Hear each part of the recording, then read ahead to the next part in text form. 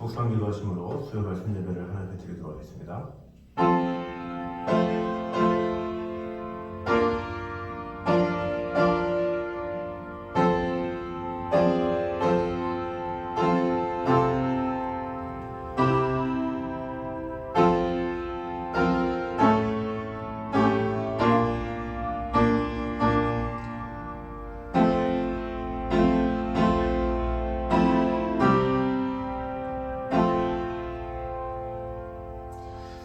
하나님은 한 분이시요 또 하나님과 사람 사이의 중보자도 한 분이시니 곧 사람이신 그리스도 예수라.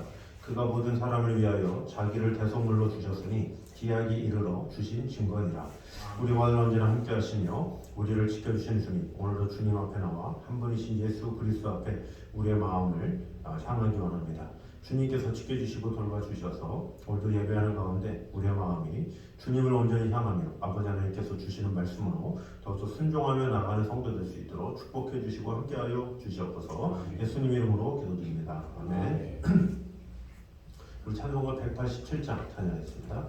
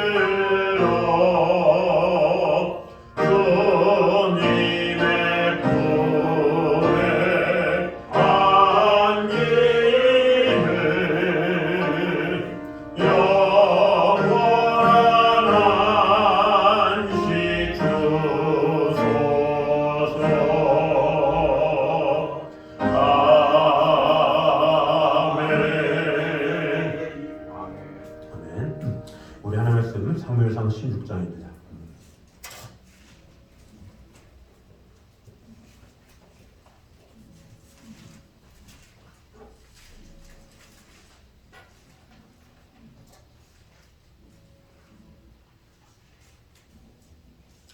사무엘상 16장 6절에서 우리 13절까지 말씀을 보도록 하겠습니다.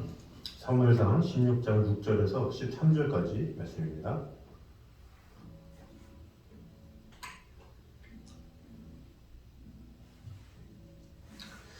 교독하도록 하겠습니다. 그들이 오매 사무엘이 엘리압을 보고 마음에 이르기를 여호와의 기름 부으실 자가 과연 주님 앞에 있도다 하였더니 여호와께서 사무엘에게 이르시되 그의 용모와 키를 보지 말라. 내가 이미 그를 버렸노라. 내가 보는 것은 사람과 같지 아니하니 사람은 외모를 보거니와 나 여호와는 중심을 보느니라 하시더라. 이새가 아미나답을 불러 사무엘 앞을 지나게 가게 하매 사무엘이 이르되 이도 여호와께서 택하지 아니하셨느니라 하니 이새가 산마로 지나게 하매 사무엘이 이르되 이도 여호와께서 택하지 아니하셨느니라 하니라. 이새가 그의 아들 일곱을 다 사무엘 앞으로 지나가게 하나 사무엘이 이새에게 이르되 여호와께서 이들을 택하지 아니하셨느니라 하고 또 사무엘이 이새에게 이르되 내 아들들이 다 여기 있느냐. 이새가 이르되 아직 막내가 남았는데 그는 양을 지키나이다. 사무엘이 이새에게 이르되 사람을 보내어 그를 데려오라. 그가 여기 오기까지는 우리가 식사자리에 앉지 아니하겠노라. 이에 사람을 보내어 그를 데려오매 그의 빛이 붉고 눈이 빼어나고 얼굴이 아름답더라. 여호와께서 이르시되 이가 그니 일어나 기름을 부으라 하시는지라. 사무엘이 기름 뿔병을 가져다가 그의 형제 중에서 그에게 부었더니 이날 이후로 다윗이 여호와의 영에 크게 감동되니라. 사무엘이 떠나서 라마로 가니라. 아멘. 자, 오늘은 사무엘 마지막 시간으로 은혜를 나누도록 하겠습니다. 뒤에 이 사무엘이 나오긴 하지만 오늘을 마무리함으로 이제 사무엘이 떠나면서 이제 그 성경 인물의 어떤 중심이 이제 다윗으로 바뀌어지는 장면들이 나오게 됩니다. 그 바뀌어지는 그 장면의 마지막에 바로 이 다윗에게 기름을 붓는 이 사무엘의 그 모습 가운데 이 하나님께서 주시는 은혜가 무엇인지를 보고 그리고 다음부터 또 다윗에 대해서 보도록 하겠습니다. 이 사무엘이 왕을 새롭게 이 하나님께서 선택할 그런 왕을 기름 붓는 그 과정 가운데 우리에게 주시는 은혜가 무엇인지를 보도록 하겠습니다. 먼저 성도는 지극히 평범한 일상 속에서도 운명적 만남을 준비해야 함을 보여주고 있습니다. 우리 8절에서 10절을 보면 기름 부음을 받는 가운데 이 7명의 형제들이 이 사무엘 앞을 지나가는 장면이 나옵니다.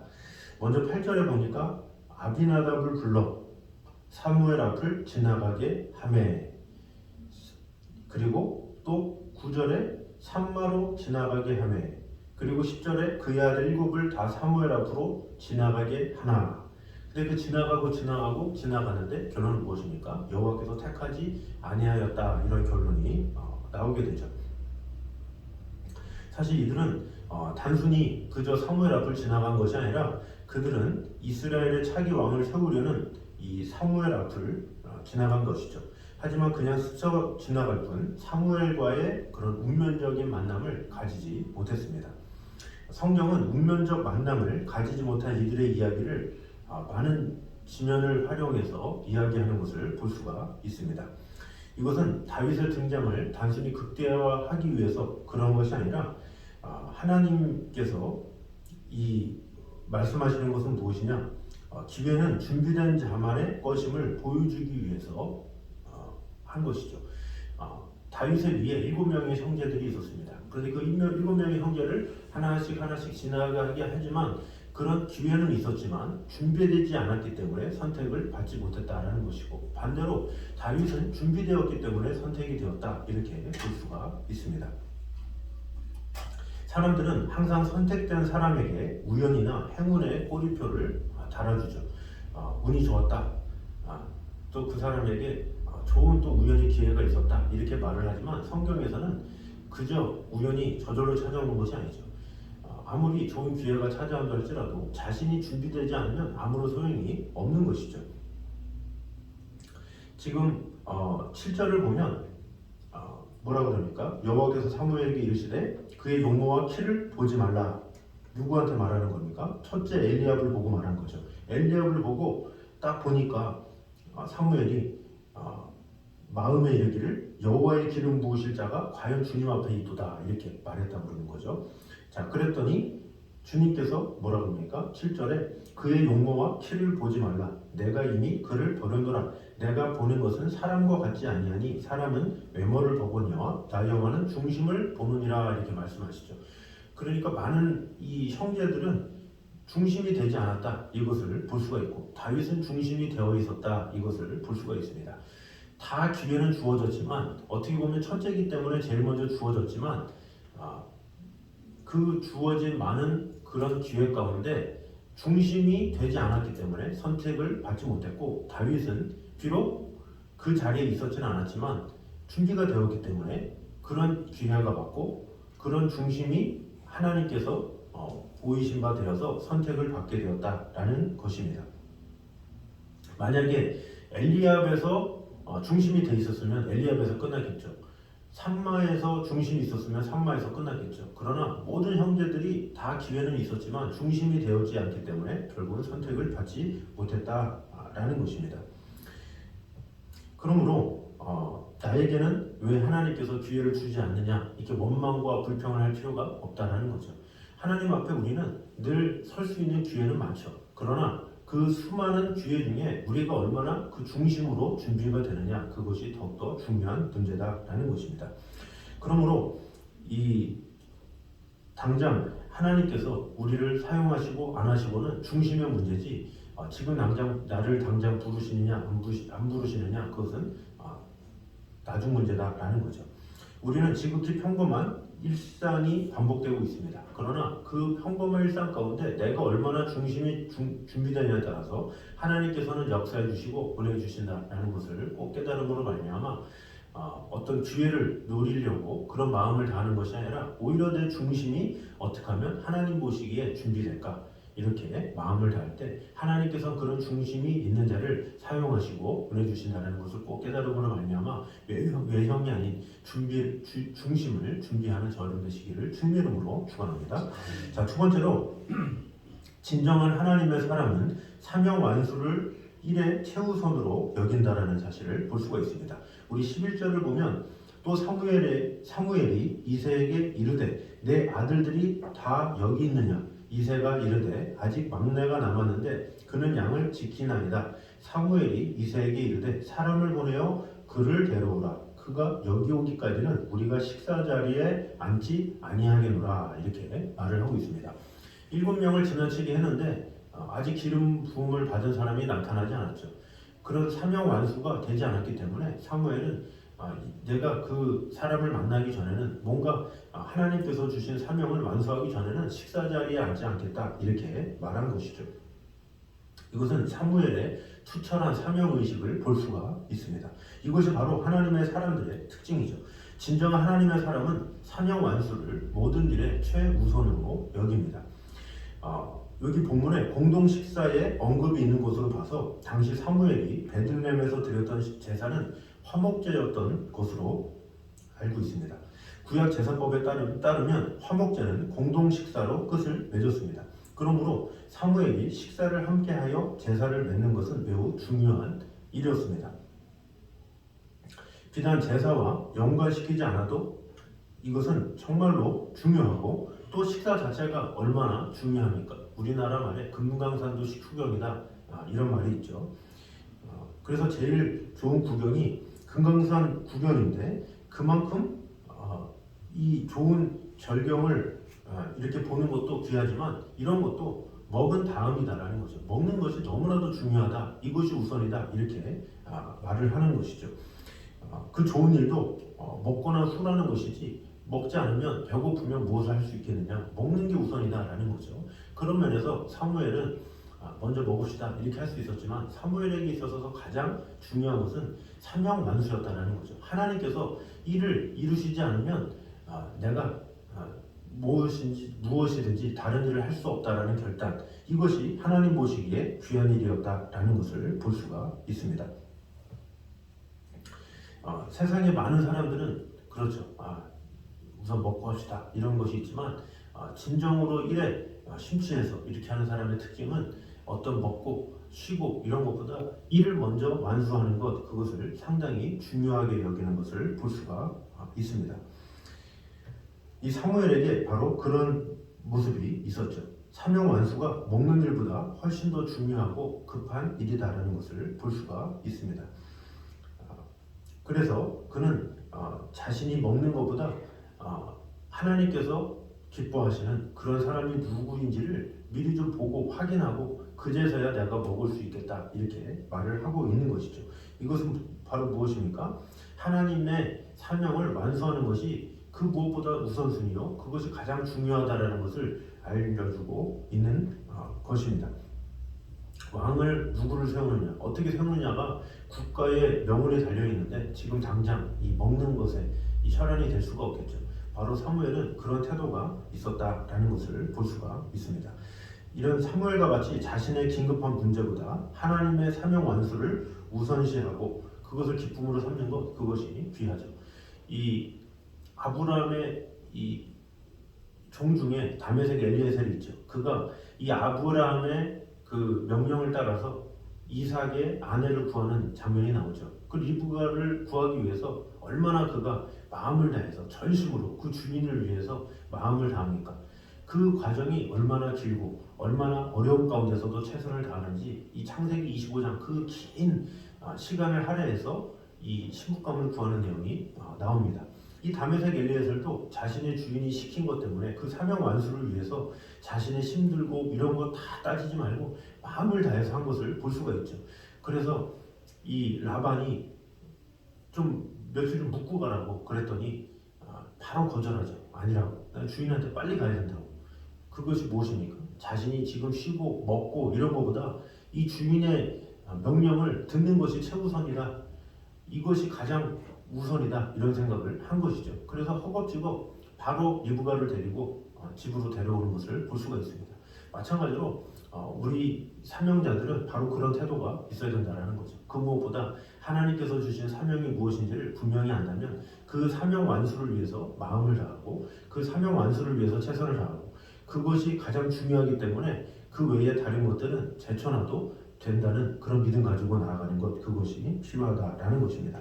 그 사람이야말로 하나님의 사람이고 어떤 악조건 속에서도 하나님의 사명을 온전히 완수할 수 있는 그런 성도다라는 것입니다. 그러므로 우리는 어떤 상황에서도 하나님께서 주시는 그 임무, 하나님께서 주신 사명, 그것을 최우선으로 여기며 그 태도로 말미암아 하나님께 크게 쓰임받는 저와 여러분 되시기를 주님의 이름으로 축원합니다. 자, 세 번째로는 신앙이 아름다운 사람은 외양도 아름답게 된다는 것을 볼 수가 있습니다. 12절에 보면 이 다윗에 대해서 나옵니다. 다윗에 대해서 표현하기를 그의 빛이 붉고 눈이 빼어나고 얼굴이 아름답더라 이렇게 이야기를 하고 있습니다. 다윗의 외모가 당시에 아름다웠다. 이것을 의심할 여지가 없죠. 외모가 단지 잘생겼다 이게 아니라 그 당시 때 다윗은 이 10대고 어리기 때문에 피부도 곱고 얼마나 보기가 좋았겠습니까? 그런 상황을 또 이야기한 것이라고 볼 수가 있죠. 그러나 우리가 이 표현을 다윗의 외모의 아름다움만을 표현한 것이라고 생각하면 오산이겠죠.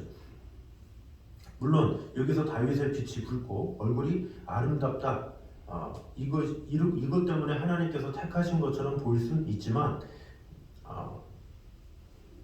사실은 이 하나님께서 다윗의 외모를 가지고 한 게 아니죠. 여기서 말하는 그 외모는 무엇입니까? 하나님의 마음에 합하게 살아왔다 이렇게 볼 수가 있죠. 하나님의 마음에 쏙 들었다라는 것을 볼 수가 있습니다. 우리가 어떤 자녀든지 아니면 내가 관심을 갖든지 어떤 사람에 대해서 되게 이쁘게 보이고 잘생겨 보이고 뭔가 이렇게 좋게 보일 때는 어떻습니까? 그가 성실하고 일을 잘하고 뭔가 훌륭하고 뭔가 그런 게 있으면 되게 이쁘게 보이는 그런 것들이 있죠. 바로 그런 것에 대해서 말한 것이라고 볼 수가 있습니다. 신앙으로 충만할 때, 성령으로 충만할 때 우리가 보기에 참 이쁘구나 이런 말들을 하죠. 참 성실하게 믿음 생활을 잘하면 그것이 참 이쁘고 아름답게 보이는 경우가 많이 있다라는 것입니다. 그래서 오늘날에는 어떤 외모 지상주의가 돼서 겉으로 보이는 그런 아름다움을 가지고 판단을 하고 하지만 이 신앙에는 그렇지 않다라는 거죠.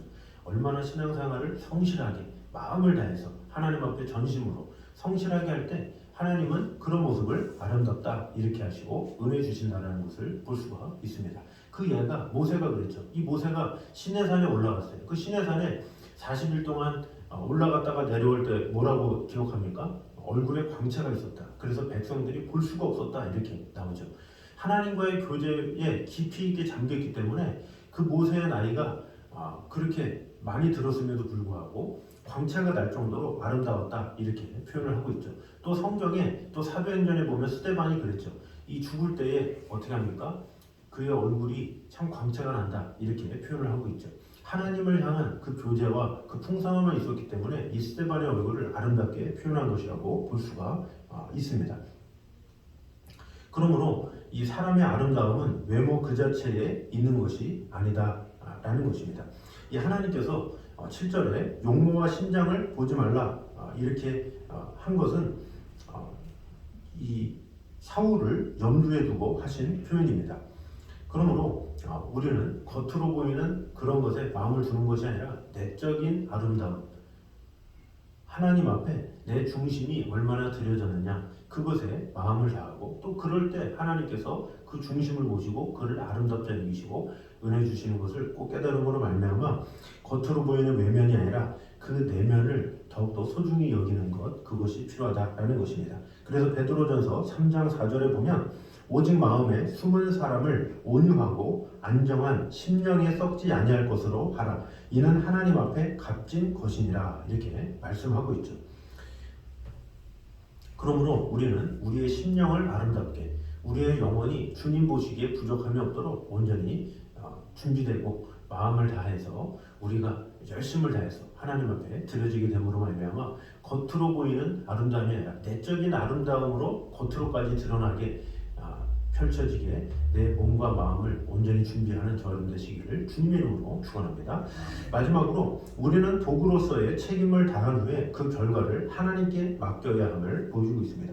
우리 마지막 13절을 보면 사무엘이 기름 뿔병을 가져다가 그의 형제 중에서 그에게 부었더니 이날 이후로 다윗이 여호와의 영에게 크게 감동되니라. 사무엘이 떠나서 라마로 가니라. 자, 여기서 이제 사무엘이 떠나는 장면이 나오죠. 자, 그런데 그에게 기름을 붓죠. 그런데 그날 이후로 다윗이 여호와의 영에게 크게 감동되었다 이렇게 나와 있는데 그러면 자신이 기름을 부었으면 사람 생각이 어떻습니까? 내가 기름 부은 사람이 어떻게 지내는지 또 어떻게 하나님께 쓰임 받는지 궁금했겠지 않습니까? 그러나 사무엘은 이런 거 저런 거 다 돌아보지 아니하고 그곳을 떠났다 이렇게 말을 하고 있죠. 이것은 무엇입니까? 하나님께서 시키신 것 외에는 관여하지 않겠다라는 거죠. 반대로 하나님께서 시키신 것 외에는 다 하나님께 맡기겠다라는 것을 볼 수가 있습니다. 실제로 이 뒤에 이제 다윗이 나오지만 이 다윗이 이 사울의 무기든 자로 있었고 또 그 다음부터 도망자의 삶을 살게 되죠. 얼마나 수많은 어려움과 고난 가운데 살게 됩니까? 그러나 그런 가운데 본인이 자꾸 나타나서 도움을 주려고 할 수도 있고 뭔가 이렇게 저렇게 해야 되지 않을까 이런 생각 들지 않았겠습니까? 그러나 그런 모든 과정도 하나님께서 선하게 이루어 주실 것을 믿었기 때문에 그저 모든 것을 주님께 맡기고 미련 없이 떠날 수 있었다라는 것을 볼 수가 있습니다. 결국엔 이 사무엘은 항상 하나님의 일에 대해서 분명한 선을 가지고 했다는 거죠. 하나님께서 말씀하시는 대로만 하나님께서 하라고 하신 대로만 최선을 다하고 그 이후에 대해서는 과감히 하나님께 맡기는 모습 그것이 바로 진정한 믿음의 사람의 모습이다라고 볼 수가 있습니다. 대개 이 성도들 중에 지나친 열심을 가진 사람들이 있죠. 내가 다 해야 된다. 하나님께서 하시는 것까지 내가 다 해야 되는 이런 마음을 가지는 것 이런 것은 잘못됐다라는 거죠. 하나님께 맡길 것은 맡기고 하나님께서 시킨 것만 마음을 다하는 것 그것이 필요하다라는 것입니다. 바울은 이 고린도전서 3장 5절과 6절에 이렇게 말씀하죠. 아볼로는 무엇이며 바울은 무엇이며 저희는 주께서 각각 주신 대로 너희로 하여금 믿게 한 사역자들이니라. 나는 심었고 아볼로는 물을 주었으되 오직 하나님은 자라나게 하셨느니라. 이렇게 말을 하고 있죠. 이것이 무엇입니까? 고린도의 교인들이 헷갈리는 거예요. 지금 자신을 아볼로가 돌보고 또 게바가 돌보고 또 바울도 돌보고 이러다 보니까 여러 가지 방향성이 없는 거죠. 그러면 이 바울의 입장에서는 어떤 마음이 들겠습니까? 내가 가서 이 성도들의 마음을 제대로 심겨줘야 되겠네. 그러면서 뭔가 이렇게 자신이 하려고 할 수도 있었겠죠. 그러나 오히려 뭐라 그럽니까? 아볼로는 심었고 나는 물을 주었으되 자라나게 하시는 이는 하나님이시다 라고 하면서 하나님께 맡기는 거죠. 하나님께서 하신 거기 때문에 너희는 하나님만 바라봐라. 어떤 사람이 무엇을 했겠느냐? 그들이 열심히 했지만 그러나 그들은 도구일 뿐이다. 그 이후는 다 하나님이 하시기 때문에 하나님께서 너희들을 잘하게 하시고 너희들을 지켜줄 거야 하면서 맡긴 것을 볼 수가 있죠. 그래야 사도 바울이 고린도 교회뿐만 아니라 골로새도 돌아보고 에베소도 돌아보고 마음을 다할 수 있었다라는 거죠. 그래서 이 사도 바울에게도 항상 그런 모습이 있었다라는 거죠. 자신이 방문한 그 교회에 있어서 편지를 쓰고 이렇게 하긴 하지만 그가 직접적으로 뭔가를 하기보다는 하나님께서 주신 대로 그 선에서만, 또 정말로 필요할 때는 그런 사역자들을 보내서 이렇게 두루두루 이렇게 했지, 자신이 욕심 가지고 이것도 내가 하고 저것도 내가 하고 이렇게 관여하면서 하지 않았다라는 것입니다. 그러므로 우리는 우리가 해야 될 것에 대한 책임을 다하고 그 후에 모든 것은 하나님께 맡기는 그런 태도가 필요하다라는 것입니다.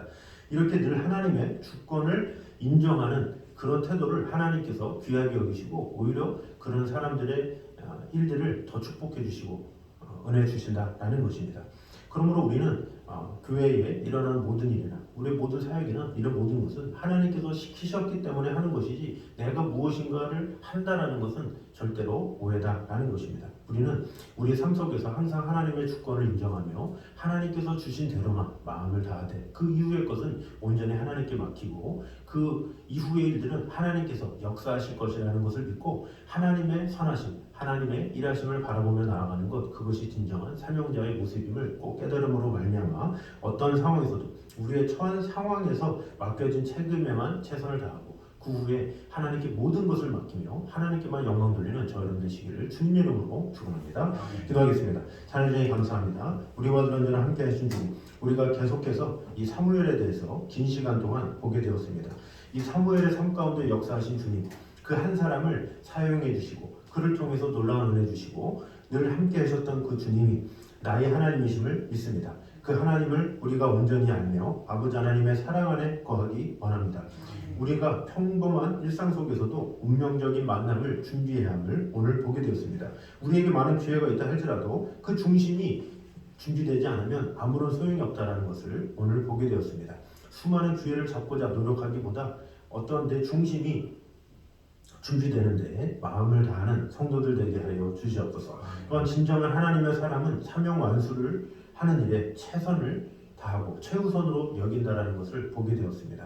하나님께서 내게 주신 일을 먼저 마음을 다하고 최선을 다할 수 있는 그런 적극적인 마음을 허락하여 주시옵소서.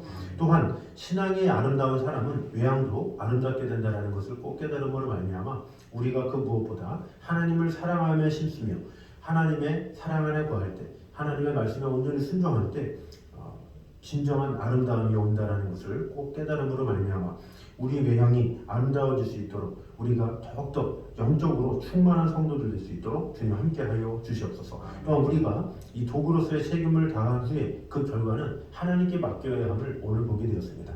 하나님께서 내게 주신 그 사명만 최선을 다하고 그 후는 하나님께 온전히 모든 것을 맡김으로 말미암아 하나님의 일하심, 하나님의 그 영화로우심을 우리가 결국에는 보고 알게 된다는 것을, 깨닫게 된다는 것을 우리가 알게 됨으로 말미암아 하나님께서 주신 그 사명만 우리가 마음을 다하고 그 후는 모든 것을 하나님께 맡기며 하나님께서 이루어질 것을 믿고 나아가는 그런 성도들 되게 하여 주시옵소서. 나의 나 된 것은 다 하나님의 은혜로 된 것이라는 이 사도 바울의 고백처럼 우리의 모든 것이 다 하나님의 은혜로 되는 것임을 안다면 우리는 하나님께 모든 것을 맡길 수 있습니다. 모든 것을 주관하시는 하나님께 모든 것을 맡기고 우리의 모든 삶 가운데 역사하시는 하나님만 온전히 바라보며 나아가는 성도들 될 수 있도록 지켜주시고 함께하여 주시옵소서. 예수님의 이름으로 기도드립니다. 아멘. 우리 찬송가 342장 찬양하겠습니다.